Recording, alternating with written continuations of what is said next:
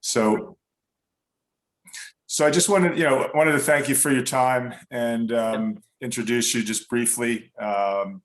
If all the students could keep their cameras on, it's requested, it's not required. If you can, we think it makes for a better interaction between the speaker and the audience. So if you don't mind, please keep your cameras on. So Charles is a graduate from the MBA program at Baruch and went on to a career with Jones Lang LaSalle, which was originally called Jones Lang Wooten, and briefly at the Gary Player Group. And then after spending some time working for others, he decided to start his own business called Redwood Property Ventures. And he'll give you more detail on his background during this discussion, and talk a little bit about the business, and then we'll leave some time open for questions at the end, so we can have a bit of interaction. So with that, Charles, again, thank you for your time, and we look forward to hearing your thoughts. Sure, thank you, David. Appreciate it, and nice to be chatting to all of you. Although 9 o'clock in the morning for you and 4 o'clock in the afternoon for me, so I'm gonna have this Zoom call, and then I'm going to have a drink, I think, when it's over. You guys will have the rest of the day still to do all your work. I've divided it just into two parts. One is sort of my journey to Baruch, my journey at Baruch, and my journey since Baruch. And that's just the sort of beginning, maybe 10, 15 minutes. I'll just skim through that. And then I've sort of put together just a bunch of thoughts as they relate to business in general, but real estate in particular, because that's where I've worked most of my life. And this, the second part, the thoughts on business and life in general, is something I've been putting together, sort of thoughts I've been noting down on my computer, just in sort of headings or bullet points, as something I was going to present for my two daughters, who we spoke about earlier. I've got two daughters, 132 and 127, and it was sort of almost like an advice book for them. So you guys are going to be my guinea pigs as to my advice book, see if it's any good. And you'll tell me at the end if I carry on sending this to them or it's nonsense, and I should keep it to myself in future. So I graduated with a BA in economics from the University of Cape Town in 1984. And South Africa at that stage, we had military service. So I then spent 2 years in the military, which was a requirement and a complete waste of time. And after that, I joined the largest clothing manufacturer in South Africa called the Serdell Corporation. But after a year working for Serdell, it became very obvious to me that it was a sunset industry. It was one of those industries where the Chinese, industry was really gearing up, becoming more and more competitive. And first of all, the textile mills couldn't compete here, so they closed down one by one, and we started importing our materials from China. And then similarly, China, India, and places like that started making the clothing cheaper, and one by one our factories all shut down. So it was very clear to me after being in the industry for a year, and I'm going back to 1985, 1986 now, that it was 86, 87. It was a sunset industry. So I needed to retrain myself in a different industry. And one of the regrets I'd had with my undergraduate degree was I started off doing what they call a BCom, which in your second year had a very large accounting module called Accounts A, which I failed. And because I failed that means I had to then spend an extra year doing the degree, which I couldn't afford. So I switched to a BA in economics. But that always made me regret that I never had the opportunity or the ability to get into the finance field, and specifically for me, a personal interest in real estate. So I then decided to retrain myself and do an MBA. And long story short, I wanted to study in an area where finance was important and in an area where real estate was important. And that led me to New York and ultimately to Baruch. So we sold everything that we had in the world back then. I took the biggest ever student loan granted to anybody in South Africa at the time. and moved to New York with my wife, who coincidentally was pregnant at the time. We didn't know that sort of right at the very beginning, but that's sort of how it ended up. And so we moved to New York in sort of May of '88. Fortunately, to help with my finances, shortly after I got there, I got a job as a research assistant at Baruch with a professor of finance there called Avner Wolf. And so that started my, the MBA part of my, my career there. I mean, as with all degrees, some classes were pedestrian, but others were amazing. Baruch, as you know, is sort of one of the better accounting schools in the United States. And so the accounting module that I did was amazing. He was a brilliant lecturer and really gave me that firm grasp of accounting that has stood me in very good stead. I'll refer a bit to accounting a bit later on in the chat this morning. But one of the skills that stands one in very good stead in the property industry or the real estate industry is accounting. And I really encourage you to, do accounting and take it quite seriously. The other thing, at the time, there were 2 Nobel laureates at Baruch. One was a guy called Harry Markowitz, who was the father of portfolio theory. So I did his finance course, which was a tough course to get onto, but kind of fun. Did that. It didn't turn out to be anything as I expected. It turned out to be a pure mathematics course and was tough as hell. So nice to study under a Nobel laureate, but it was by no means easy, and it was pure math. So if you liked pure math, that was the course for you. If not, it was difficult. Also had a fantastic marketing lecturer. Again, I can't remember many of these guys' names, but this was now 1988. Andy Warhol had died in 1987, and he had been a roommate of Andy Warhol's in 1986 and 87 when he died. So he was a really fascinating guy.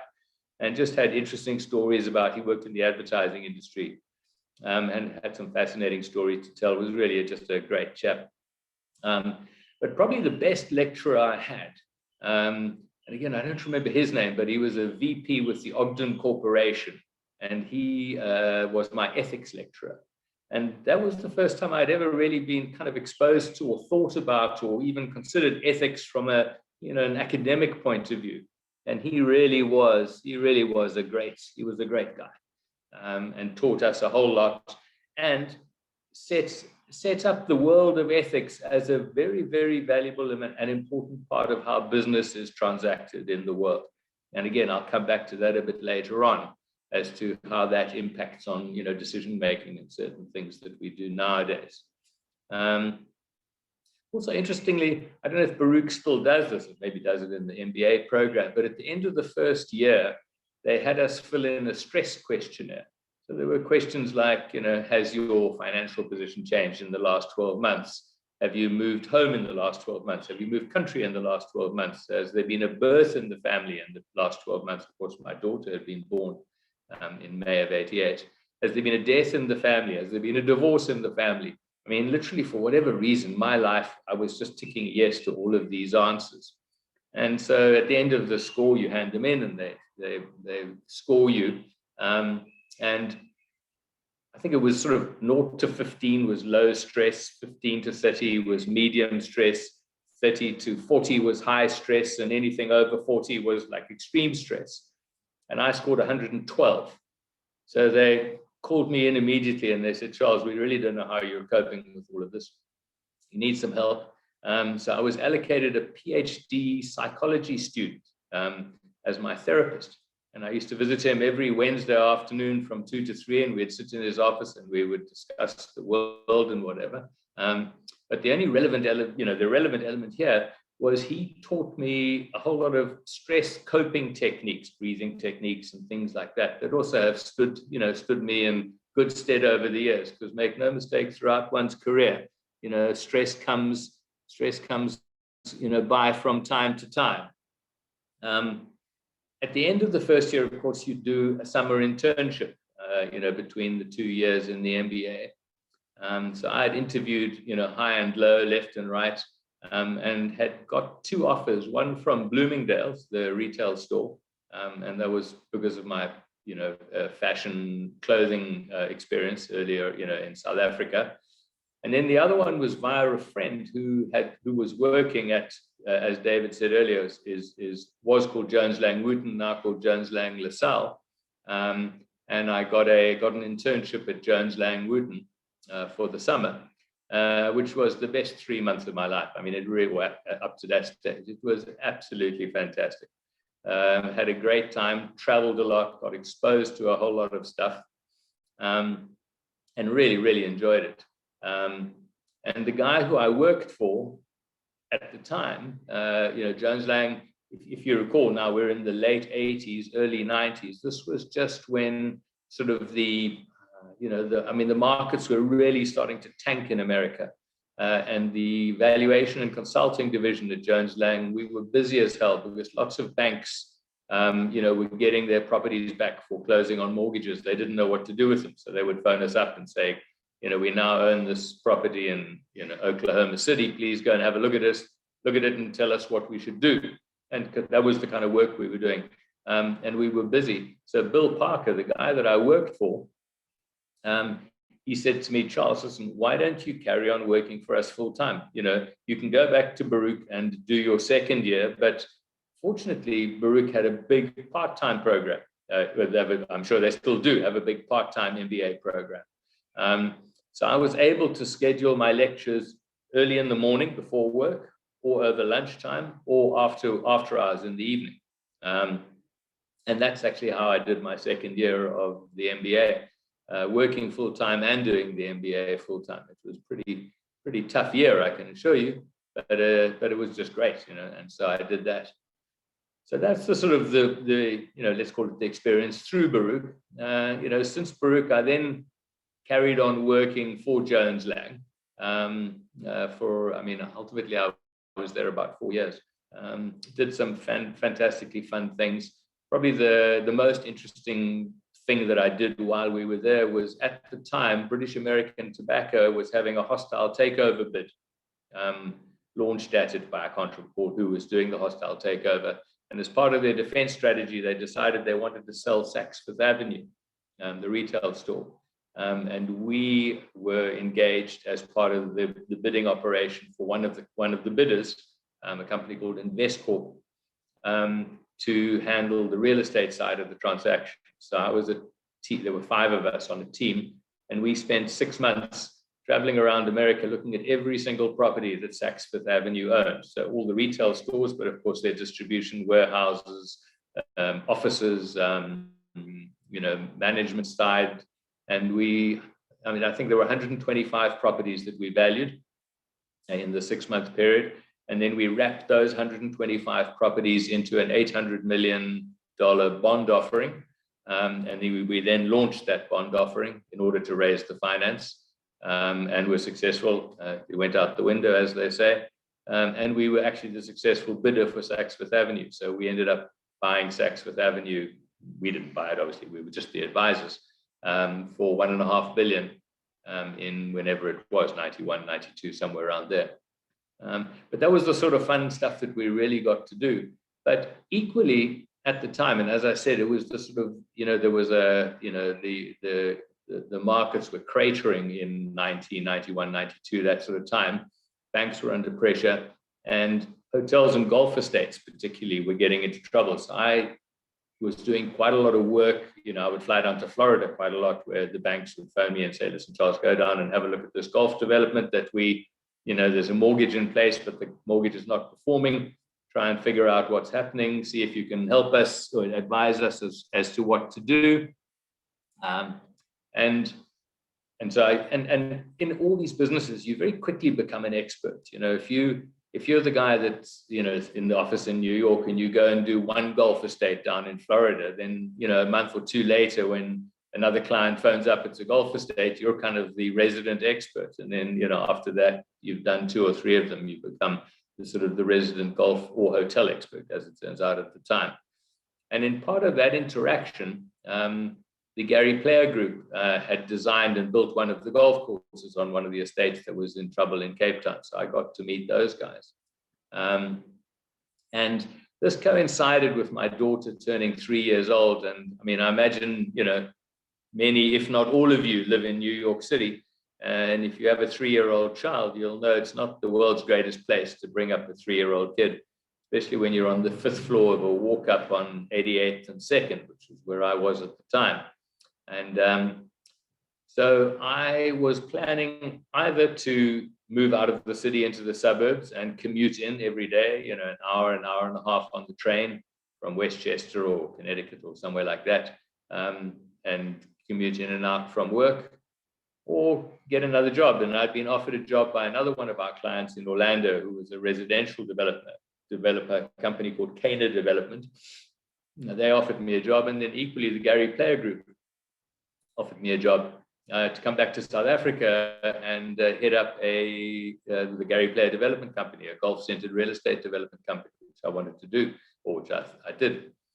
So in end of 92, I moved back to South Africa and ran that Gary Player Development Company for 3 years, and we did some fantastically interesting stuff here as well. Built 2 golf estates and a couple of resort courses. You might have heard of the Lost City at Sun City in Johannesburg.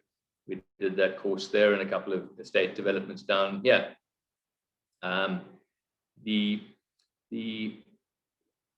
in 1995, again, the economy's tanked down here. And, you'll see this is going to come up a bit later on as well. Central to success in real estate is economic cycles and trends. And so I was, after having done 2 or 3 good projects with the Gary Player Group, there was just nothing working out there. The markets were dead. When markets tank, leisure and golf facilities are not things that work particularly well. So I went to my board and I said, listen, we've got a good brand. We've got a good reputation in the marketplace. Let's go and do other types of developments, office developments, industrial projects, residential projects, whatever. So they listened to me and they went away and thought about it. And they came back to me, a couple of weeks later, and they said, Charles, listen, we've thought about your proposal and we don't want to do that. We're a golf-centered real estate company. We want you to continue to focus on golf. And we don't mind that there's no projects in the pipeline for the next year or 2. Just keep looking and, finding the right stuff, and sooner or later something will happen, and then we'll do the next one. But at this stage, I'm 34, 35 years old at this stage. The concept of sitting around for 2 years, doing feasibility studies, looking at pieces of land, none of which I know are going to work, just wasn't motivating for me. So I resigned from them and moved to Cape Town, which is actually my hometown. So the Gary Player Group, when I ran that, I was up in Johannesburg.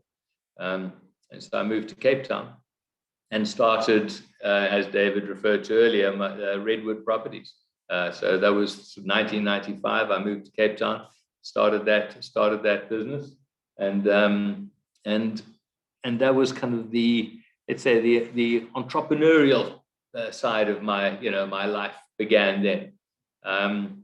And the first project that we did down in Cape Town was a small residential development of 30 odd units of townhouses. And I introduced a concept to Cape Town that at the time hadn't been done here, called GASH housing. GASH housing stands for Good Address Small Home. And this had been very successful in Johannesburg, but hadn't been done down in Cape Town. So I decided to try that down here. And so we came down, bought a piece of land, launched this project. It did particularly well, and we went on to do a number of them. And so that's sort of been how I then sort of worked my business. The business of finding new development strategies, but adopting them to local conditions, has become a sort of a key element of how I've run, my property development business over the years. And coupled with one other thing that I'm going to go into, and that was the thesis that I did when I was at Baruch. In your second year, I call it a thesis, but it's sort of a technical report rather than a real thesis. You have to do, a paper, a large paper. And it actually took me 1.5 years of studying to do. And its title was Factors Affecting the Performance of Real Estate Investment Trusts. And what I did was I took a look at 100 REITs, real estate investment trusts that were listed on the New York Stock Exchange over a period of 10 years. And I applied a number of variables to try and predict which REITs or what would predict the success within those REITs. So I used variables like gearing, for example. Does a highly geared REIT on average perform better than an undergeared REIT or ungeared REIT? Does a specialist REIT, the REIT that specializes in industrial property or office property only, perform better over time than a more general REIT, that owns a bit of everything? Or does a geographically specialized REIT perform better? And then there were a number of financial variables that I used, all the different ratios. I probably used 6 or 7 different ratios to see, if there were some ratios that had a bigger effect on performance of REITs. And I even had some sort of qualitative measures as to, let's call it the quality of management. So I sort of took every manager's academic qualifications, gave them a score. So if you had an undergrad degree, you got one score, postgrad another, PhD another, doctorate, and so on. Not very scientific, but at least some sort of measure of, let's call it, management expertise, and saw if that had an effect. And then finally, I had a whole lot of market measures, interest rates, economic cycles, and so on. And I spent, as I said, a year and a half doing this thesis and running this. It was a giant multiple regression. You can imagine 100 REITs, 12 variables, 10 years. That's a monster regression analysis. I used to run it. And again, you guys probably won't understand this, but at the time, Baruch ran, computers called mainframes. We really didn't have access to the sort of high-powered computing systems you have nowadays that you almost pretty much got on your laptop. And I used to have to book mainframe time for my regression to run. And it used to take Baruch's mainframe computer an hour and a half to crank that regression every time. And I ran it, I must have run it 20, 30 times, try and get a result. Anyway, at the end of a year and a half study and looking at all these things, I came up with one variable that was significant, that had an R coefficient of 0.89, means 89% of the time this predicts the correct outcome. And it's no more complicated than economic cycles. And so from that point onwards, that has guided how we run our business. We are simply students of economic cycles here. So we pay super close attention to economic cycles, and we work our investment strategy based entirely on that, which then does mean when the economy is down for 2 years, 3 years, maybe economic cycles, the cycles in the real estate market are normally sort of 7 years in duration, for that sort of period, longer periods. You can end up for 2 years, maybe even longer, doing nothing. And that kind of discipline is needed, because if you do the wrong thing, and I'll come to this a bit later on, the consequences are bad. Anyway, so with those two things in mind, it's taking strategies that work elsewhere and adapting them to local conditions, and then taking very close looks at real estate cycles. In my own business, we started, as I said, with cash housing, but we also introduced something to Cape Town, or to South Africa, really, New York style loft conversions. Again, something I'd seen in New York when I lived on 88th and 2nd.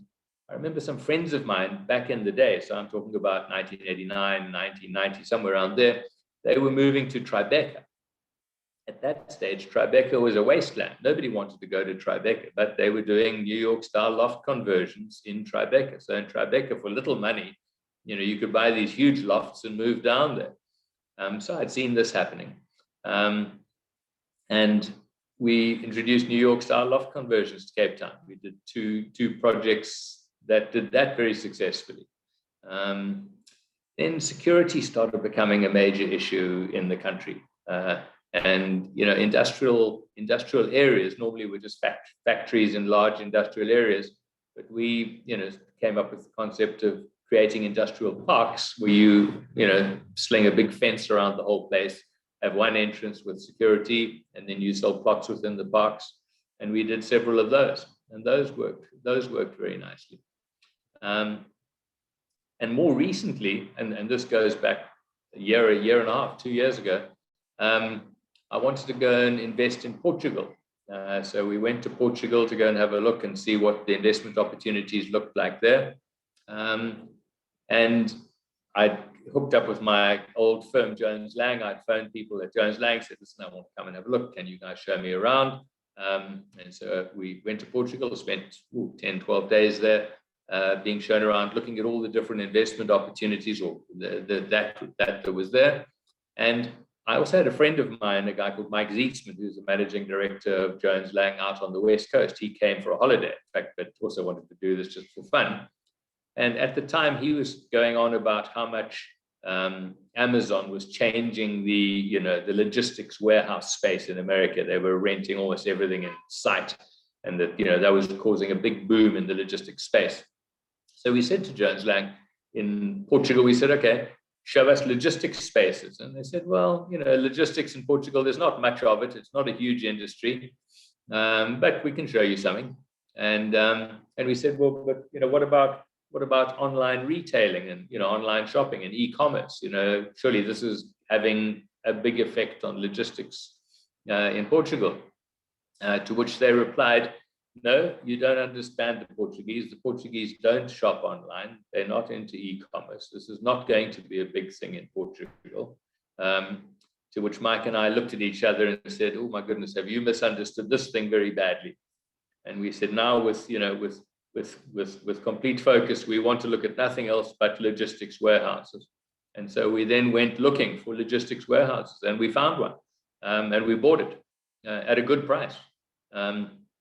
And that was probably a year and a half ago. And then, of course, COVID helped everything along quite a lot, and everybody appears, even the Portuguese appear to have discovered online retailing and e-commerce. And you can imagine the logistics space has gone crazy. So the value of our logistics warehouse has gone up considerably just in the last 18 months that we've owned this thing. Also, on the same theme of sort of spotting differences and trends and cycles, South Africa in the mid-90s was a high inflationary environment. So our interest rates were around 15%. Inflation was 12, 13%. Rental escalations were 12%. That was a standard rental escalation in any 5-year, 3-year, 10-year lease contract. So if you were buying a building, you would buy it on a cap rate of 12, but you would be borrowing money at 15. So there was negative gearing. So you had to put down a decent slug of equity before the banks would lend you money. But your negative gearing was in the first year. And then in the second year, your rents escalated by 12%. So your negative gearing was sort of halved, really, from year 1 to 2. Year 2 to 3, your negative gearing was reduced again. And probably by year 3, you were kind of neutral in cash flow. And then year 4, maybe 5, you then went cash flow positive.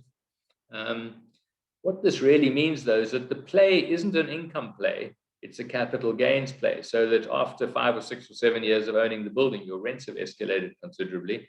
You've paid a bit of your debt down. You then sell the building, assuming the exit cap rates haven't changed. You're going to make a lot of money just because inflation has completely changed your income model.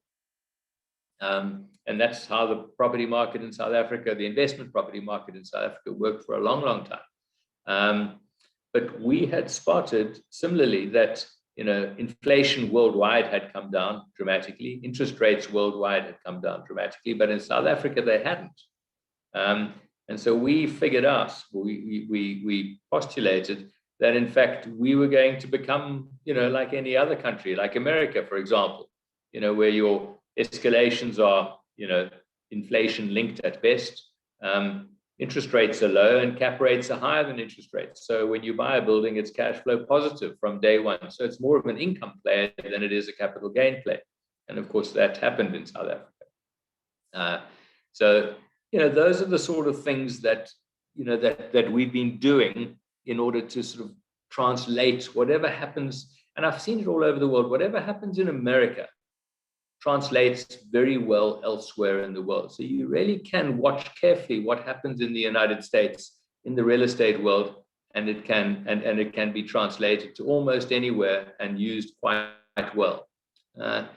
Also, what's happening now with COVID, this concept of repurposing buildings, going back to New York style loft conversions, I think is going to be a key role in real estate now for the next couple of years. Some years ago, I remember somebody gave me a present. It was a book called How Buildings Learn. And it was a series of case studies of 100-plus-year-old buildings, but it charted sort of through historical photographs the lives that these buildings had. And so they had started off in one particular area, and then over the years had been repurposed several times into different things. And that's what buildings do. When the world changes, as it is changing at the moment, buildings are going to have to learn. So, I mean, I'll also circle back on, whether the office building is dead, because I don't believe it is.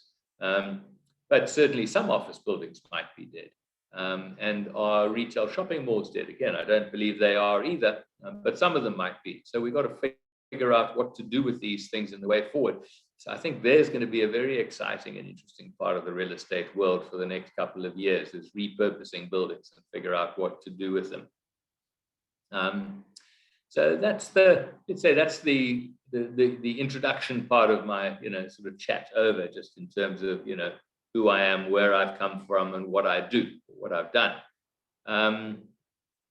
Now is the sort of this slightly random list of things to, bits of advice more than anything else, as they relate to real estate, and just things that, might strike a chord with some of you, and, you might find interesting. Some of them are a bit boring, and some of them I think are very obvious, so they won't come as any surprise. And again, there's no particular order here, but one of the skills you learn in finance, and you're doing a finance course at the moment, is compound interest. But here, I mean, this is a concept that you really have to fully understand and take on board. I mean, once you grasp what's going on here, it really makes a big difference to how you understand real estate, and specifically how you understand real estate finance. And the key element in compound interest is time. And you guys all have, you have got time on your side. And the cumulative effects of good decisions over a long period of time, have a material impact. So I'm not talking about compound interest in the pure mathematical sense and, investment sense, which of course, I'm talking about as well. But I'm saying it's also the compounding effect of making sensible decisions over a career and compounding on those decisions. So if you make a good decision early on in your career, that decision will stand you in pretty good stead throughout the whole of your career. And as we know, the compound interest curve is one that just gets steeper and steeper and steeper. Also, and I mean, this is sort of like slightly hokey, sort of down home kind of advice, but not wasting money, the compound effect of not wasting money consistently throughout your career is equally as important as the compound effect of making sensible and good decisions throughout your career. Slightly related to that is, buying items or quality items. And the example I was wanting to use for my daughters, bearing in mind this was originally written with them in mind, is to say, if you want a watch, it makes perfect sense to buy, the best quality watch that you can ultimately buy, because it will last you a lifetime. It will, so, a decent watch is,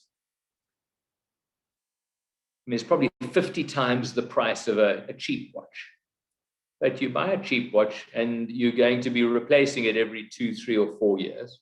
You buy a decent watch, I mean, you literally are never, ever going to replace that watch. Coupled with the fact that every single day you wear the decent watch, it's going to be working better than the cheap watch, looking better than the cheap watch, and being a much better asset at the end of the day. In fact, it probably has its, it has several times its original value at the end than it does have than it has at the beginning.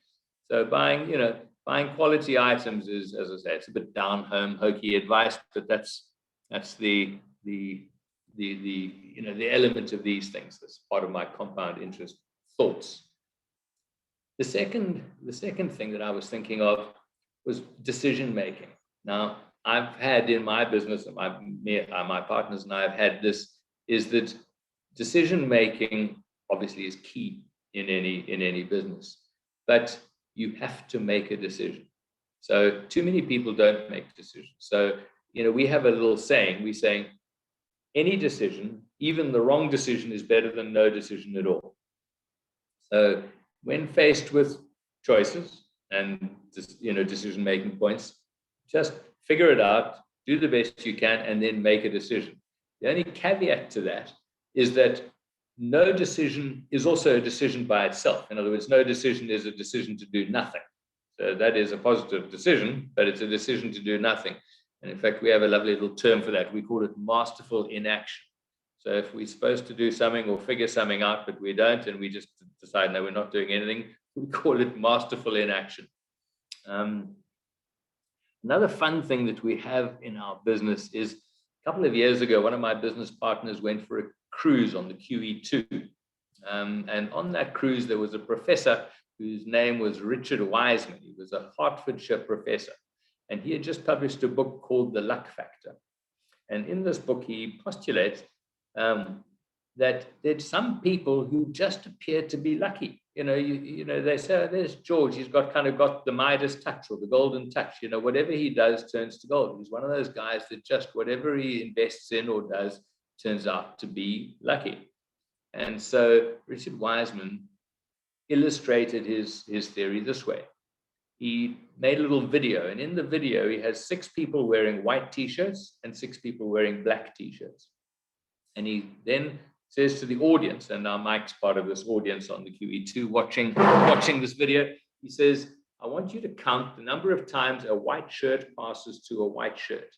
But if a white shirt passes to a black shirt, or a black shirt passes to a black shirt, or a black shirt passes to a white shirt, that doesn't count. Only white shirt to white shirt passes count. And he says it's a 45-second video. Please watch. And it goes on a big screen. So everybody sits and they watch this video. 45 seconds later, he stops and he says, okay. And Mike, by the way, said to me, in that video, he counted about 14 or 15 passes of white shirts to white shirts, as they're passing a basketball around. But he doesn't say, well, how many passes were there? He says, did anybody notice anything odd? Now, this is an audience of about 100 people in this auditorium. In this audience of 100 people, about 4 or 5 people put up their hands. And he says to them, yeah. So the guy says, well, I saw the gorilla.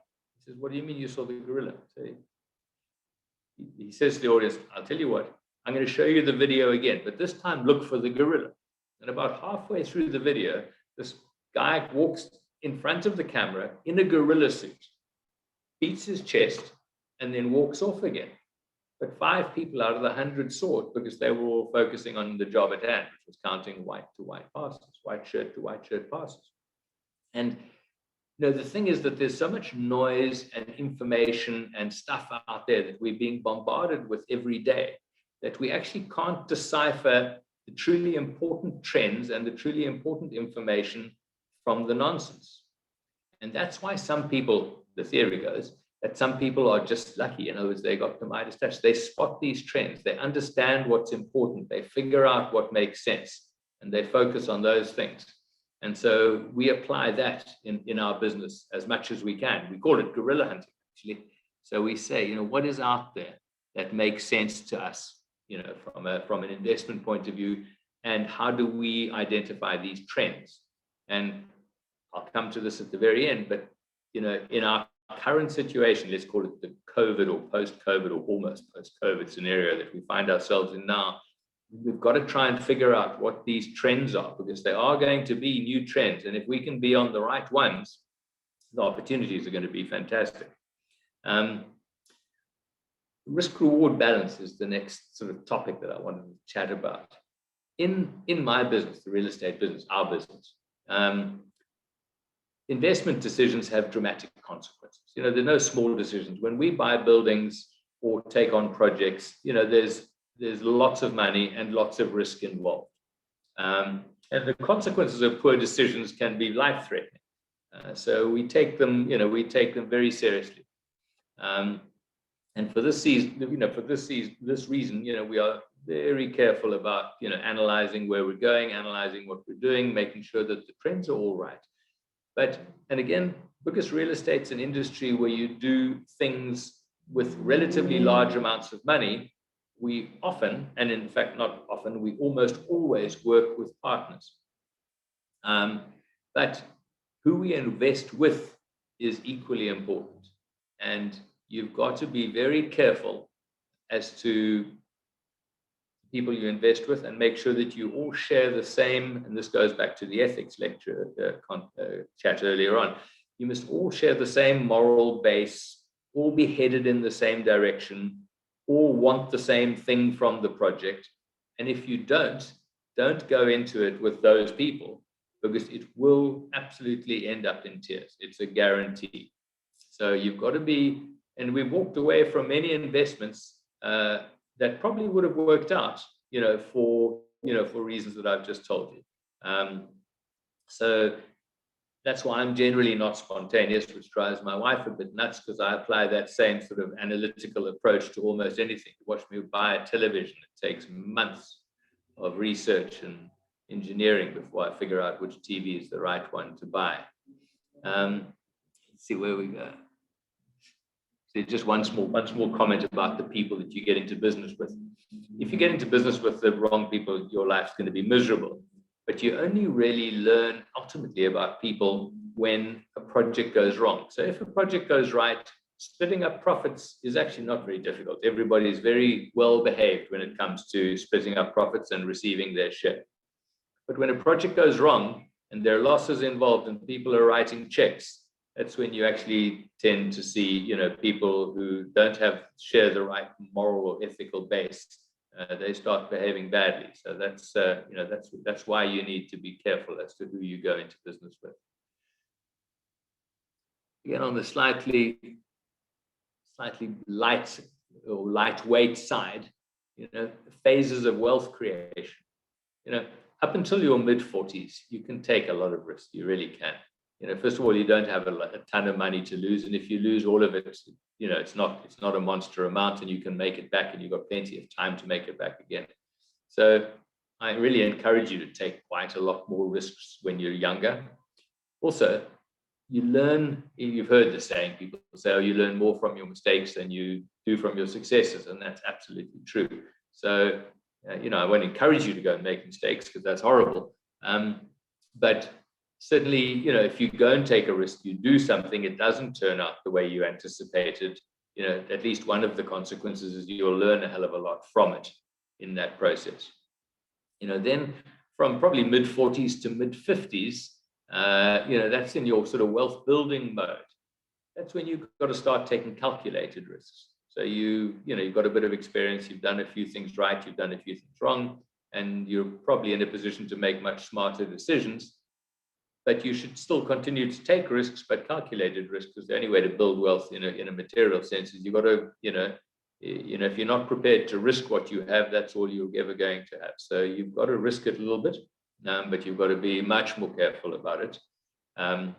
And as I was saying earlier, real estate projects in particular, take lots of money, yours and the bank's, which is why you often do it with partners. So when you're doing projects and taking calculated risks, I suggest take calculated risks with like-minded partners so you can share those risks and, of course, share the reward.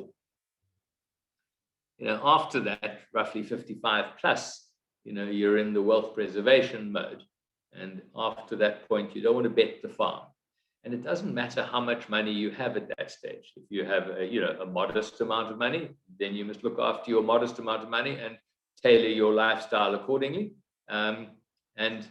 Whatever you do, don't try and keep up with the Joneses, because if you're doing that, you're going to have to try and invest your money again in order to make more. You're going to take on too much risk. And the consequences of losing it is that you don't have time left to make it back again as you did when you were 32 or 35 or 40. There's only one final observation I have on this slightly odd topic, is that after a certain age, and that age is probably 70 or 75, your ability to make sensible decisions, and I'm only observing, seems to decline. So I, urge you not to carry on, making life-changing decisions and large investment decisions after the age of 70 or 75. Although that does fly in the face of probably all major politicians around the world. They all seem to be over 75. And I mean, Warren Buffett, gosh, he's 91, isn't he? Still seems to be intelligent decisions. The next topic I've got is a wonderful Afrikaans word. Afrikaans is the second language we speak here in South Africa. It's a sort of a derivative of Dutch, and it's called deursettingsvermoë.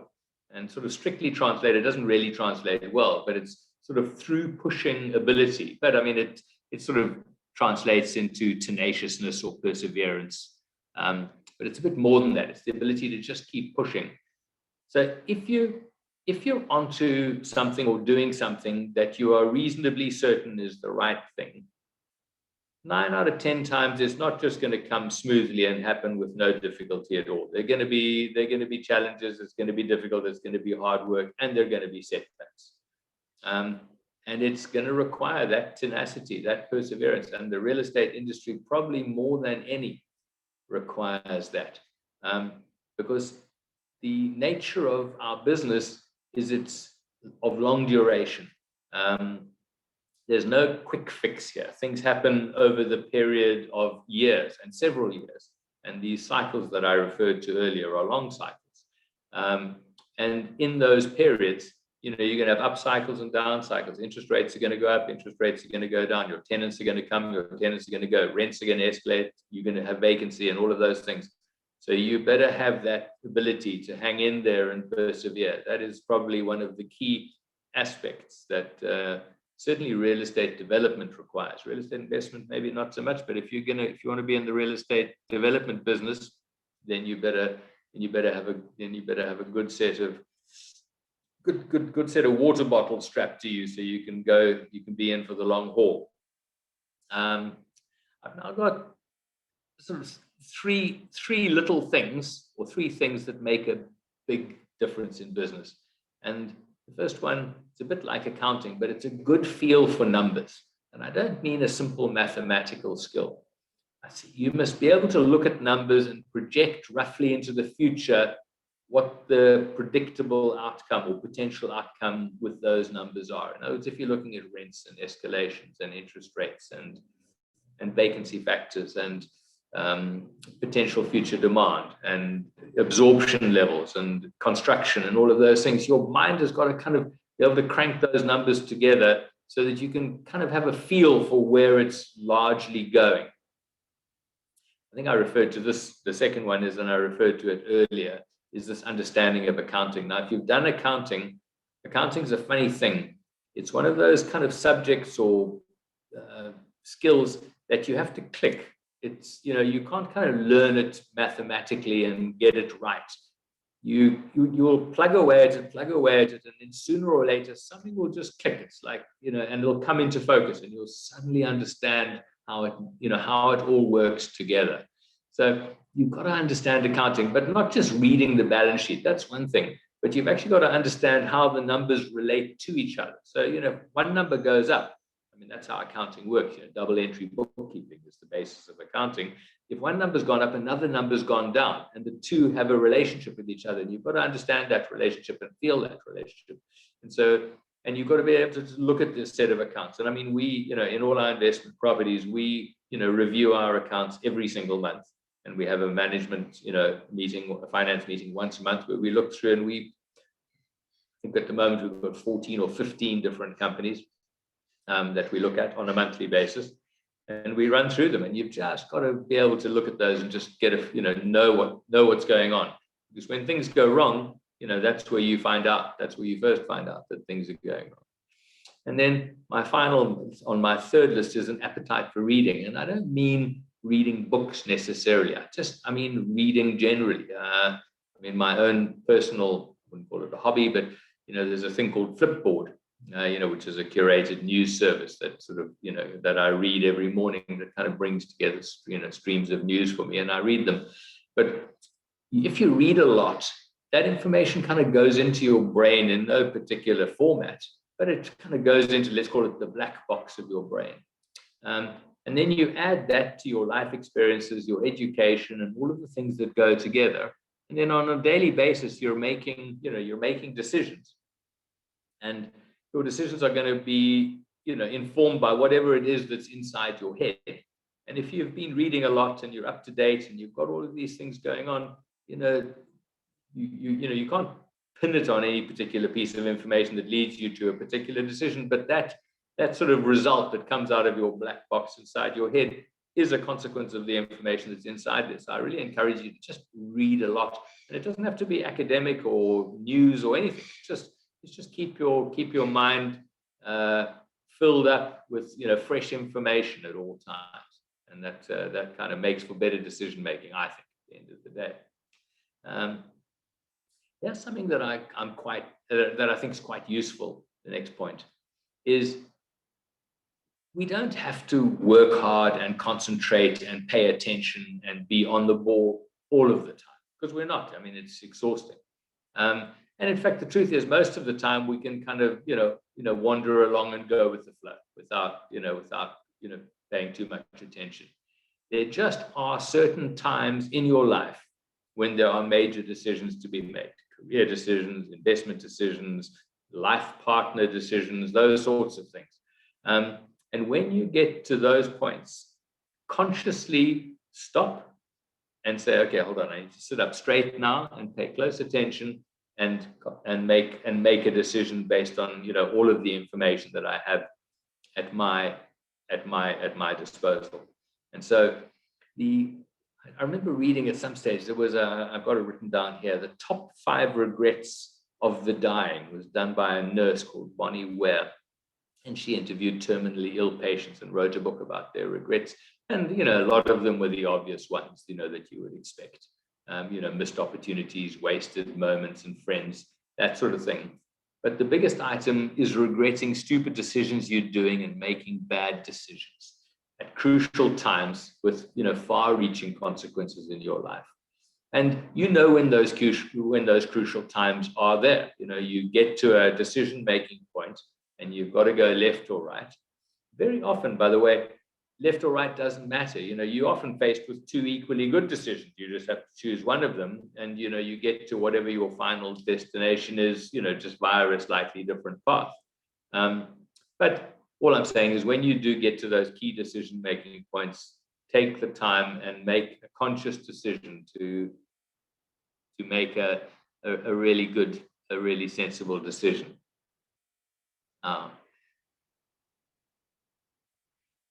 Here's again a slightly less important point, but assets look valueless at one point in time, but actually have value.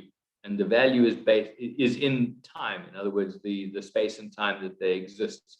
So using a slightly mathematical example is, if you sell the leasehold interest in a piece of land for 100 years, so somebody pays you a huge amount of money for the ability or the rights to occupy that piece of land for the next 100 years, and you've received that money, but you still actually own the, in the American terminology, the fee simple interest. You still actually own it, but the other person has the right to occupy for the next 100 years. Mathematically and in theory, your fee simple interest on that day is worth exactly 0. Because the potential income 100 years in the future, discounted to the present, has absolutely 0 value mathematically, so that there's no value in it whatsoever. However, the reality is that it does have value. And so things that appear not to have value actually do and can have intrinsic value. So you must be sort of aware of that as well. You must look through things to some extent and find that that there are almost free options that you get given when you buy things, and that value can come into focus pretty quickly. So theory and value are sometimes not exactly mathematical. That's something you're going to hopefully find interesting. And this should be my secret. I shouldn't be telling this to anybody, but the real estate cycle business is fascinating. When the economy is doing well and it's cruising along at a level and everybody's making money, the stock market's up, the real estate market's up, interest rates are doing whatever they're doing, everybody's having a good time. When when that ends, so let's say the economic activity comes off, economic growth starts coming down, maybe even goes negative, the markets come off, everybody's having a bad time. It's very clear that we're heading into difficult economic times. For reasons that I think I'll try and explain in a minute, the real estate cycle carries on for about another 6 months to a year after that. So it's literally at the top of an economic cycle, they ring the bell, they say the economic cycle's over, we're all heading down, it's bad times ahead. The real estate cycle carries on for another 6 to 12 months. So if you have an asset, you can say, well, hold on a second, if everything is going down in the next while, I don't want to own this asset in 12 months' time because it'll be worth 20% less. I'm going to sell it now. Guess what? You've got the opportunity. You've got 6 to 12 months to sell it. It genuinely happens that way. In October 2007, I happened to be in the United States on a trip with my partner. We were looking to invest in some buildings there. And that was when the subprime mortgage crisis hit. And I mean, there was chaos in America. Everybody was freaking out that this was going on. And of course, as we know, in October 2008, a year later, the world financial crisis, happened upon us. But we knew in October 2007, that we were in big trouble. And we came back to South Africa after that trip. We had eyes this big, and we had a few assets that we didn't really like particularly, and we sold them. We had a 12-month period where we were able to say, okay, put them on the market, sell them, get rid of them, and move on. So the truth is, real estate investing is a business for idiots and dummies. All you've got to do is watch the broader market, see what it does, and then tailor your investments accordingly. I mean, it happens the opposite at the bottom of the market. The market's at the bottom, bumping along, nothing's happening, nobody's making money, nobody's growing. Then, the board industry starts growing, economic growth returns, the markets start heading up, and you can see it, the curves are doing this. But guess what? The real estate market, the commercial real estate market, by the way, is what I'm talking about here, keeps bumping along the bottom for another 6 months to a year. So the economy takes off. You've got 6 months to a year to say, okay, great, the economy's taking off. The real estate market's going to follow. This we know. And you take your money, jump in, go and buy something, and it'll be a happy day. It really is quite fun and quite simple. So I should be richer than I am, shouldn't I? Here's another sort of home truth. Often from the outside it appears, and I think in this world of sort of social media and Instagram and Facebook and all of those things, by the way, I'm not on Facebook, it appears that other people's lives are just, rainbows and unicorns all the time and happiness. But the truth is that everyone has their battles. But for obvious reasons, they keep it quiet, they keep it private. So don't spend your time and energy being kind of jealous or worried about, that other people appear to be having a much better time of it than you are, because in truth, everybody has their trouble. So I have a theory, and my theory is as follows, is that when we're born, we're all served exactly the same bowl of shit, but it's up to us when we eat that shit. So either you can do it when you're younger, so go to university, study hard, get your first job, work 20 hours or 15 hours a day, plow ahead in your career, and then that'll stand, and eat your shit, and that'll stand you in good stead for the rest of your career. Or have fun when you're younger, party, whatever, but know that you're going to have to knuckle down a bit later on in the day. But if you're going to party when you're younger, goof off in middle age, then guess what? You're going to be retired with no money, and that's when you're going to eat your shit. So sooner or later, you're going to have to eat it. So that's my theory. We're all served the same amount. We've all got it. We've just got to get through it, and it's up to us as to when we consume it and how we consume it. Mike, my business partner's father, Basil, he's passed on now, sadly, but Basil always had a great turn of phrase, and he used to say to us, he said, listen, boys, if you have to eat shit, don't nibble. That's really the what else have I got here? Anything more interesting here? Actually, I've got two more interesting things to say. I mean, the one just goes back to real estate a little bit in cycles, and that is that when times are good, the quality real estate epicenter, let's call it. So let's use New York as an example. You know, what is it? 51st Street and Park Avenue is probably the epicenter of, sort of, what used to be the sort of, the top end, office location. And as the markets get better and grow and people are making lots of money, what is considered good quality real estate expands away from that epicenter. But when the markets turn down again, guess what? It all simply moves back to that same core again. So it's simply an expanding and contracting kind of sort of set concentric circles.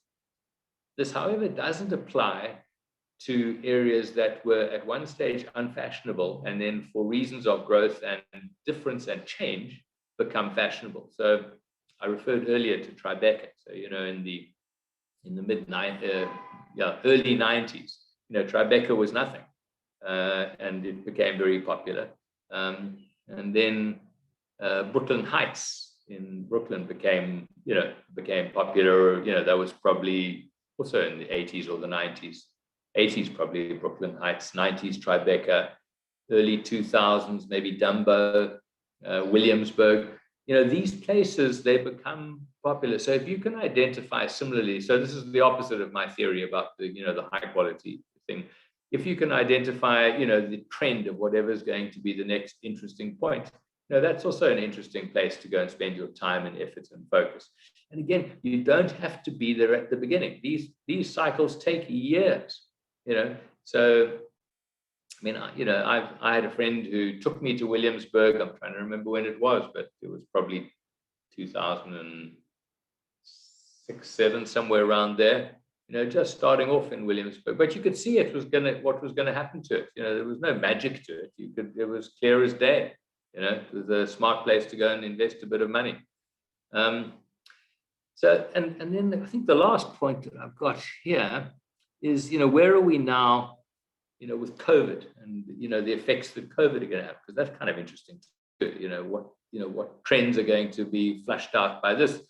And I mean, we've all read and seen, the sort of the tech stocks that have benefited from COVID, Amazon and so forth, Zoom, where we are now, have done well, and they've probably had their growth paths accelerated dramatically by, the COVID pandemic and us using those resources much more, or being forced to use them, or being introduced to them in ways that we never would have. So part of that discussion is, the death of the office building or the death of the shopping mall, for example. And in my opinion, that's not a trend. I think that's greatly exaggerated. I mean, I think there are certainly going to be some office buildings and some shopping malls that are going to struggle. But as I look at my business and businesses around me, we've been working remotely for a long time now. I mean, I know you guys are all studying remotely. And, I mean, I don't know, you'll tell me, when we get to the answering questions, I'll have a question for you. Do you like studying remotely?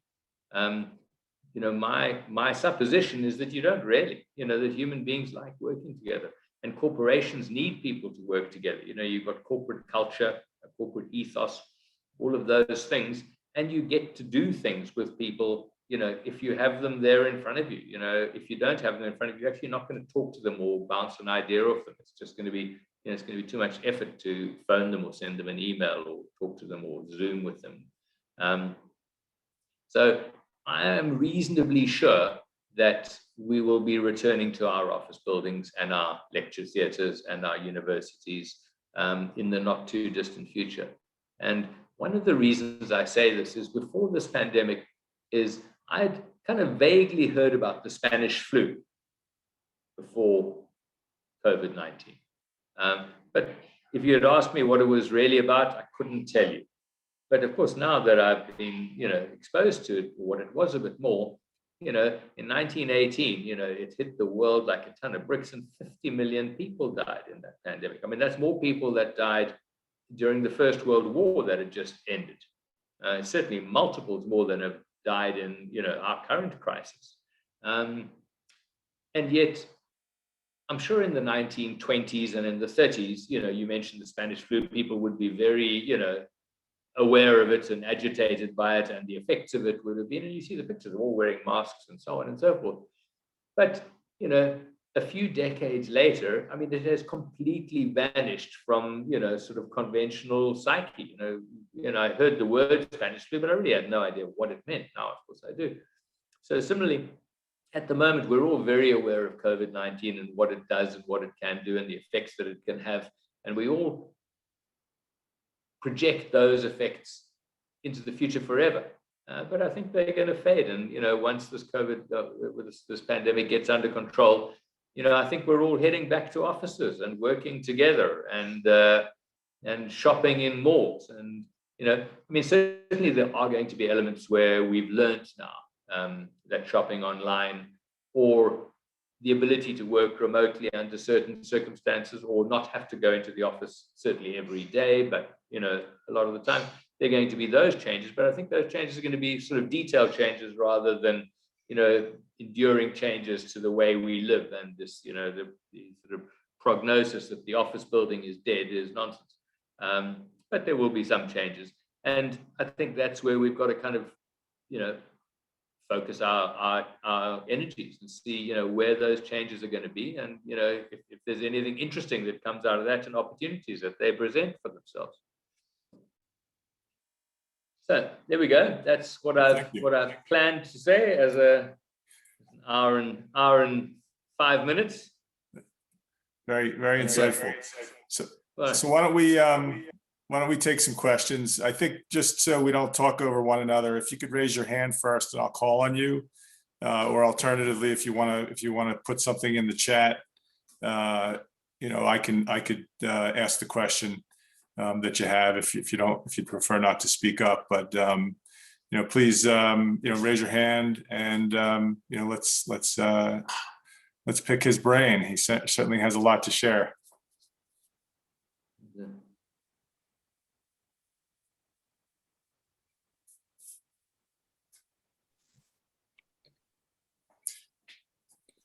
Well, I have a question. Okay. So let's say as new students, us going into the job field, what are some qualities or something that stands out to you as someone that you would want to work with, or that you're like, yes, this person has an eye for this, or anything, certain qualities that you see, that you would be like, okay, these are qualities that I see as a person that I would want to work with? So, I mean, playing only to my own playbook here, if you highlight, as a starting point, your technical skills. So, in real estate, a thorough understanding of accounting and finance, those. So from a purely technical point of view, let's call them prerequisites. So in other words, I need to see that, before I can consider hiring anybody. I need to know that they have those, they've identified the key elements. And I'm speaking only to myself, but of course there'll be other key elements in different industries, so if you want to be in property management, there'll be other elements that will be critically important, but I'm talking about technical skills. You need to make sure that you've got those. Then the ability, and to answer your question, which is the specific one, what will stand out is the ability to think on your feet. And I'll give you an example. We were hiring a new financial director 6, 7, 8, 10 years ago. I can't remember now. And I was, interviewing people, and they were all smart, accounting type guys, clever. They had all the technical skills that I was after. And at that stage, fracking had just been introduced into South Africa. It was, you're all familiar with what fracking is. It's a slightly controversial way of mining for oil. And a lot of pollution that potentially goes along with that. And so I would ask these guys, I would say, okay, and it was in the newspapers at the time. So it was a topical item, and it was interesting, and it was controversial. And so I would say to him, okay, tell me, what do you think about fracking? And they would all come up with different answers. But, somebody, one guy came up, he said, look, to be perfectly honest with you, because nobody really knew what fracking was. It was very new in South Africa at the time. He said, look, to be perfectly honest with you, I don't know much about fracking. So that's one element as well. Don't bullshit, don't make it up. If you don't know, say you don't know. Nothing wrong with that. That's great. But what he said was, look, I don't know much about fracking, other than to know that it is hugely controversial, and there appears to be, elements of, pollution and so on that go with it. But at the same time, it provides, cheap oil, and has pretty much got America, weaned off, Saudi Arabian oil and becoming self-sufficient in oil. So there's got to be something to it. So, do I think we should allow fracking in South Africa, which is the question I'd asked? He said, on balance, I probably do, but one needs to investigate it a bit further. So he said he didn't understand, but he had read enough. He was, he had done what I talked about earlier. He had done enough reading that he sort of had half an idea what was going on. And based on the knowledge he had, he kind of put that into his brain and came out with at least a plausible way forward. So the answer to you is twofold. Make sure that you cover and highlight and identify the core, technical skills that you need to have, and then have a very sensible way of answering, because they will, that's how the interview ends. Is they throw you that curveball question to see if you can think on your feet. And that's what I look for, is people's ability to think on their feet. Thank you. So Ahmad, what's your question? Hello. So my question is like twofold. It's what play would he see if somebody was trying to invest in a third world country, and like maybe specifically in Africa? Yeah. As he's in South Africa, South Africa is probably one of. Can I ask you to hold for 1 second? I hate Harley Davidsons, by the way, and the reason I hate them is they make so much noise, and there are a whole bunch going outside my window here. So I'm just going to close the door. Just excuse me. Oh.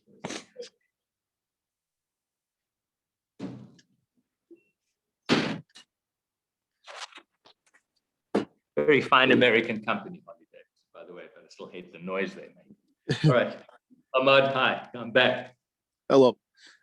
So basically the question is, how would you play, like, let's say if you're trying to invest in a third world country, and specifically on Africa, since you are in Africa, and even though it's South Africa might be one of the more developed economies in Africa, how would you see the like West Africa, for example, play in real estate? And then the second question would be, what is your guerrilla in the session we had, in this session, basically?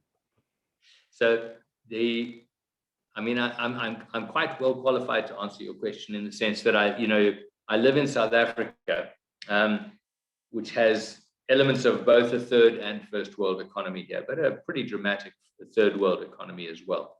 And I travel quite a lot into Africa. So I was in Tanzania 2 months ago. If you're looking at Africa specifically, the opportunities are huge, and the real estate investment opportunities are huge, but they take monster amounts of money, and they take beyond monster amounts of risk. So the IRRs that we look for let's kind of go down the scale. In America, I imagine one invests and you're looking for mid-teen IRRs as a real estate investor. In South Africa, we look for our hurdle rate, our IRR hurdle rate is 25%. In Tanzania, the IRR is over 50%. So that gives you an indication of the sort of risk levels that you end up with in Africa. Countries like Tanzania, so on, they don't have an effective mortgage finance capacity. So it's by and large all equity finance, and that's the most expensive finance you can get to begin with. And I mean, the risk levels are dramatic. And so it's simple risk reward. Capital, in 2021, capital is highly mobile. We can choose to put our money wherever we want to. We choose to put a lot of our money in Africa. Why? Because we get very good returns on our money in Africa. But the only reason we get those returns is the risk is high. So there's nothing for free here.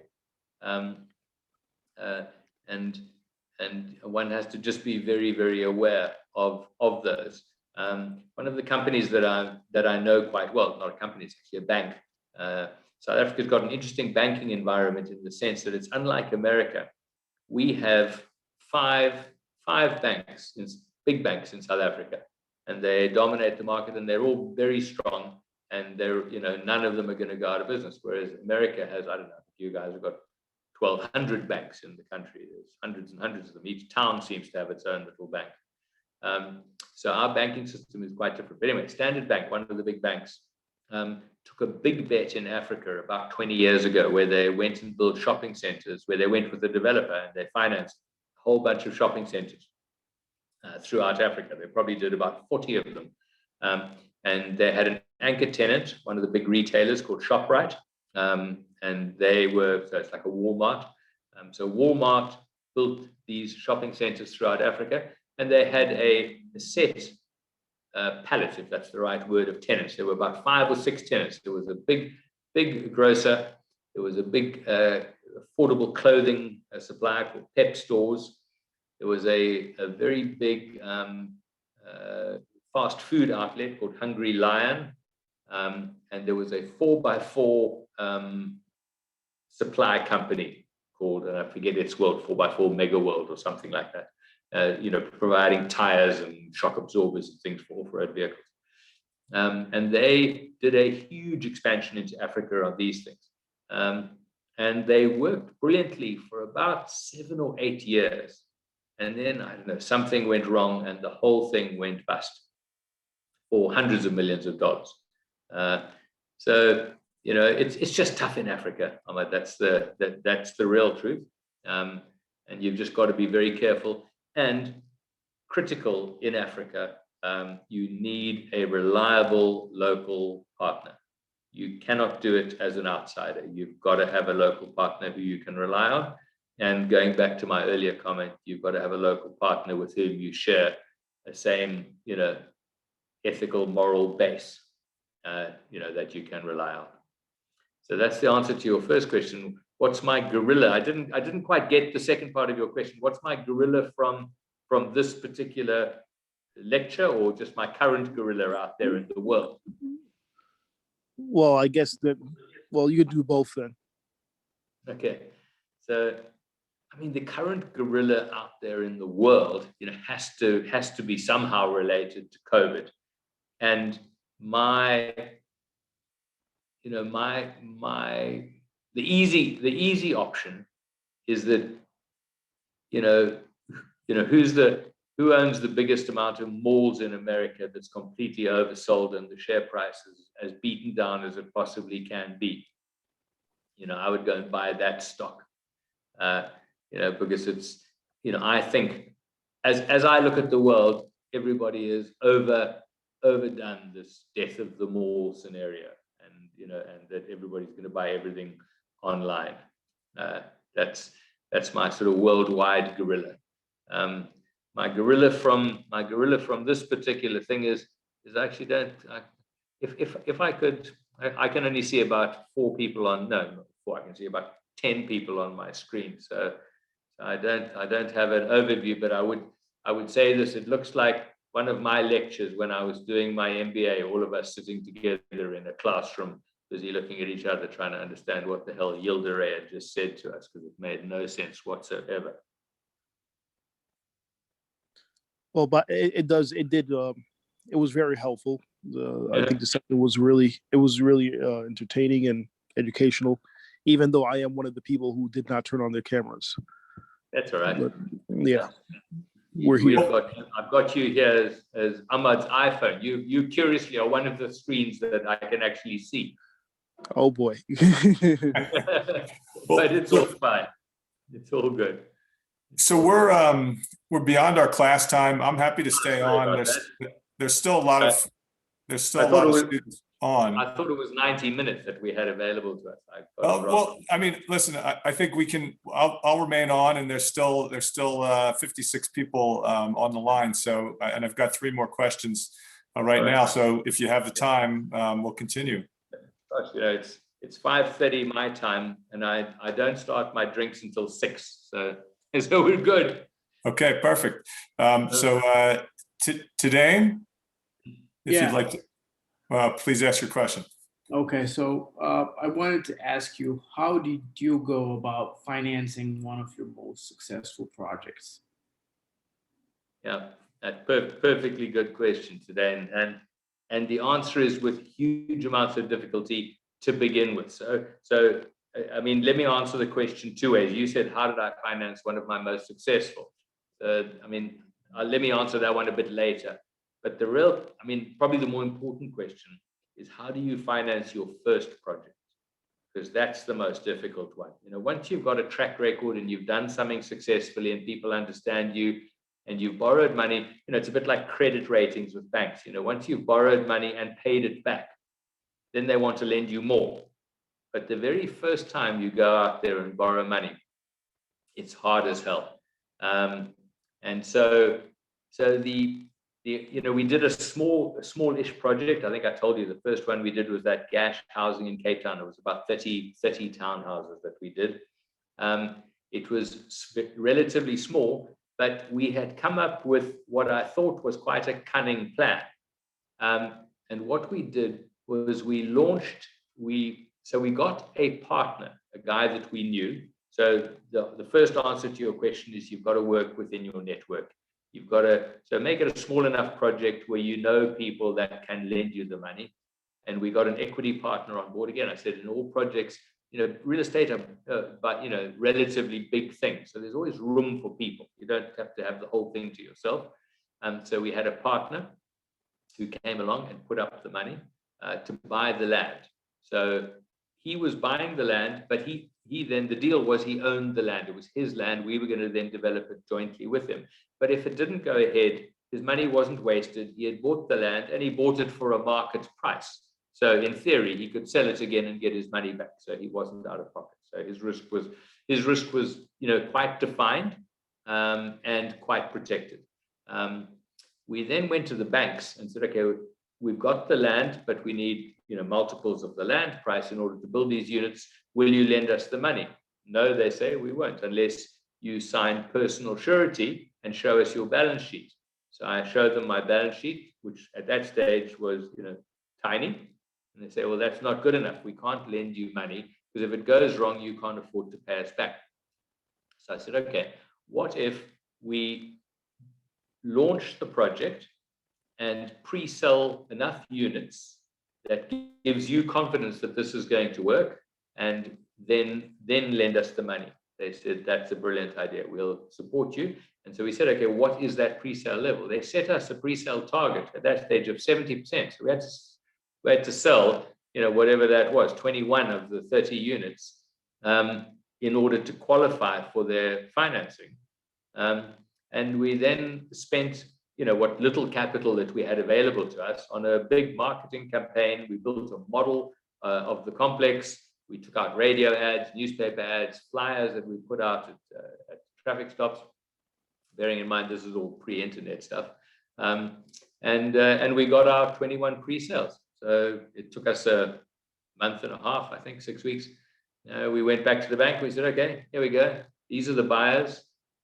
And by our pre-sales guys had to apply for their finance, their own personal mortgage bonds, and have those approved and put down their deposits. So our attorneys handled that. So, you know, because we're not allowed to take any of that money. And that's how we got the first one financed. Once you've done your first project and it's successful, and you pay the bank back. And of course, your partner's come along and he bought the land with you and he's made money. All of a sudden, you come up with the next project. The guy that bought the land with you, he wants in because he had a good time last time. The bank equally now knows you and understands your way of working, and they know you can deliver. So they lend you the money much easier the second time. And so it goes on. So it really is one of those, it's a bit like getting your first job. You can't get your first job because you haven't got any experience. But it's the chicken and the egg, isn't it? Or the catch-22. And so, I mean, let's say your next question is, how do we finance our most successful project ever? Actually, I can tell you how we did it.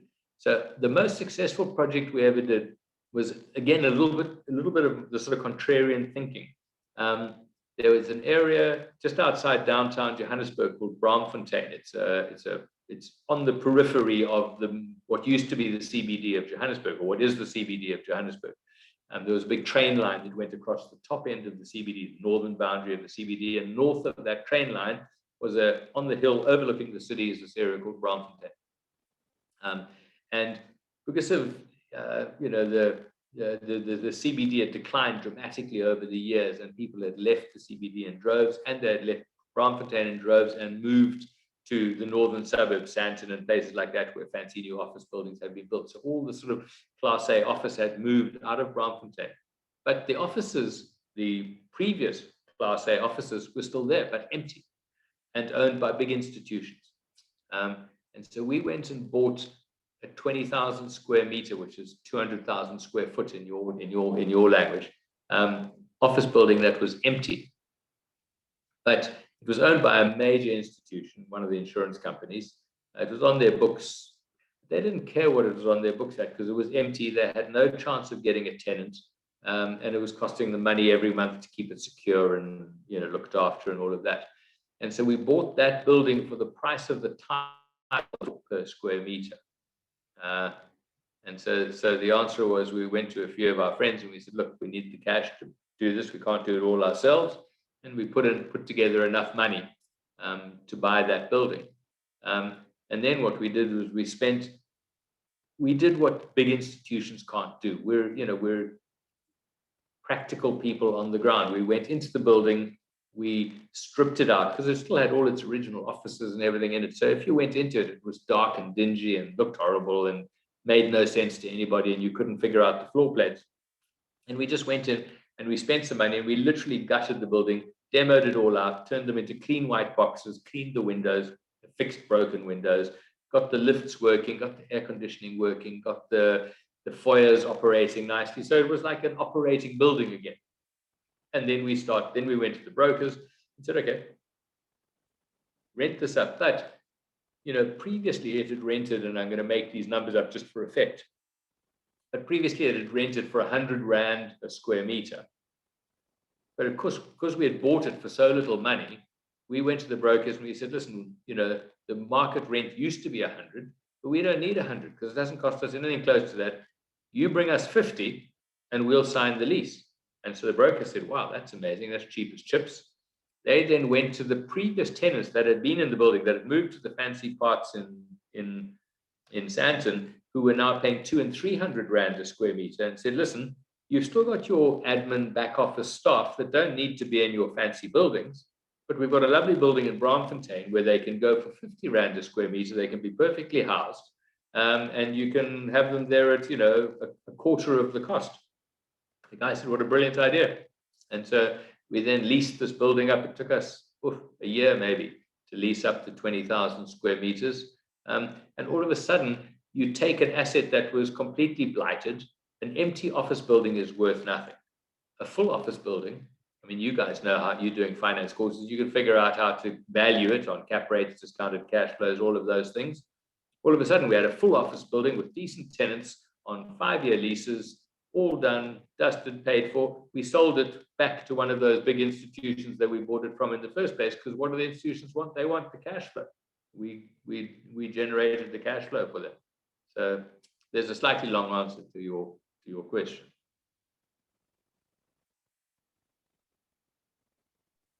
Thank you. Looks like Emily is next. By the way, David, I got just a question. Are there any South Africans on your course? I don't know. Don't know. Any South Africans out there? No? Okay. Emily? Doesn't appear that way. Hi, Charles. Thanks so much for being here. I'm not South African, but I do know people from there. Perfect.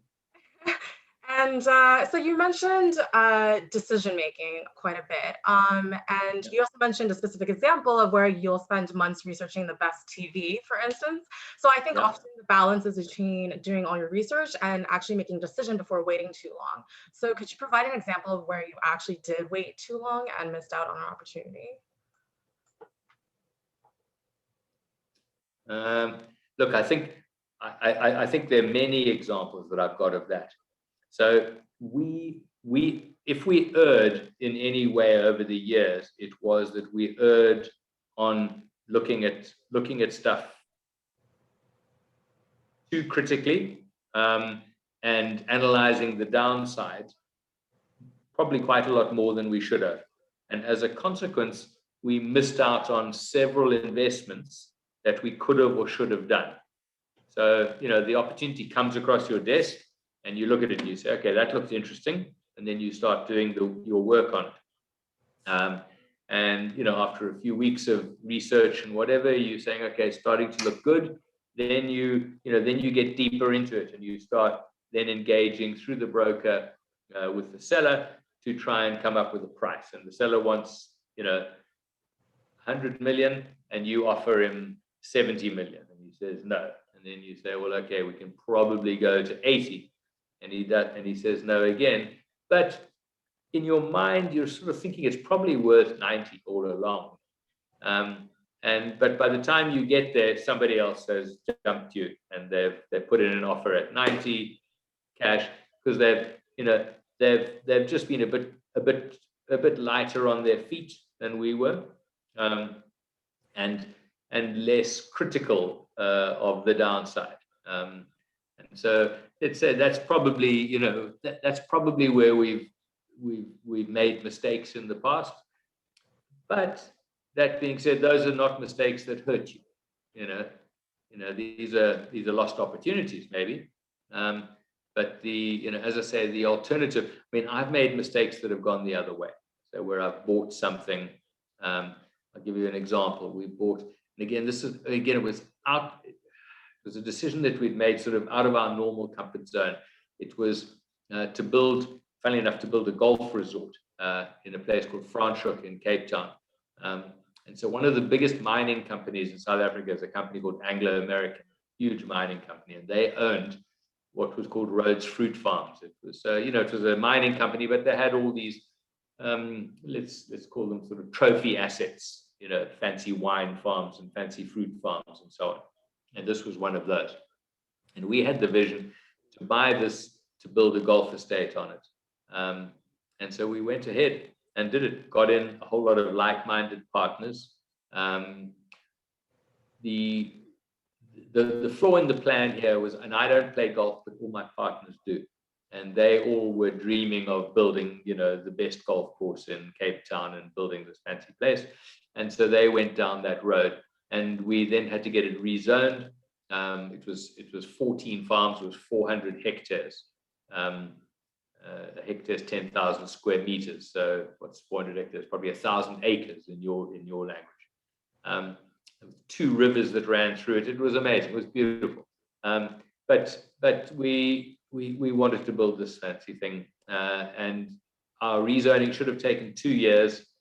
That coincided with everybody getting onto this golf course bandwagon all at the same time. So this was 2000, 2001 that we started this project. Golf was just becoming big again in South Africa. Remember, I bailed out of the industry in 95, and this was now coming back. So the second wave was happening of golf development. And I think like 20 or 30 golf developments were all suddenly planned out of nowhere. The Minister of Environmental Affairs for the Western Cape had a panic attack and said, oh my God, we're losing all these farms to golf estates. and it's all going to be chaos. And she put a moratorium on any new rezonings because they were just flooded with them. And we got caught in that exercise. And it took us 10 years to get our rights. But by the time the 10 years had come, it was 2010. So we started in 2010. The world financial crisis hit in 2008. The markets had collapsed. We had no chance of doing a successful project. We sold the farms off piecemeal and lost about 45 million rand in the process. So all about timing. And don't let hubris guide you here. Leisure developments I don't like. They all seem nice. They all make tons of money on paper. They're the most profitable things you'll ever look at, on a spreadsheet. But boy, oh boy, they are riddled with risk. I don't like leisure stuff.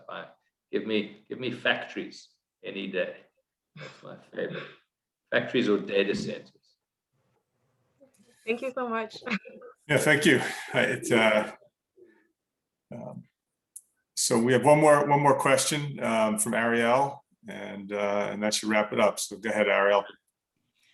Well, thank you, Charles, for speaking to us today. It's been very informative so far. And I just wanted to point out that I also worked at Jones Lang LaSalle before I started my MBA. So very good place to work. Yeah. But actually, I just had two questions for you. So my first question was, for those of us that worked in a different area of real estate and want to pivot to development and acquisitions, what tips would you say are the best to get our feet in the industry? And then my second question is, once you're in the industry and you want to go off and potentially have your own development, what's the first step that you would recommend to get your foot in the door?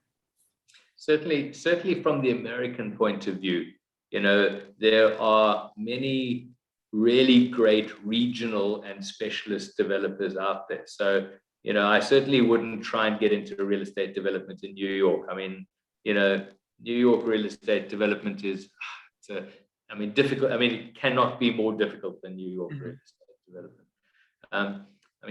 So, Cincinnati or, Columbus, Ohio, or, places like that is where I would go and look. And each of those, centers has very decent, and they're easy to identify. You phone your friends at Jones Lang and, who, are in charge of, I don't know, whichever state you find interesting, and say, who are the top 3 developers in, in Cincinnati, Ohio, and then go and visit those guys and say, it's been my lifelong dream to move to Cincinnati ever since I saw the TV show WKRP.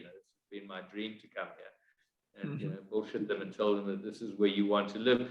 Or more importantly, it depends on Ariel, where are you from? I mean, historically, where did you grow up?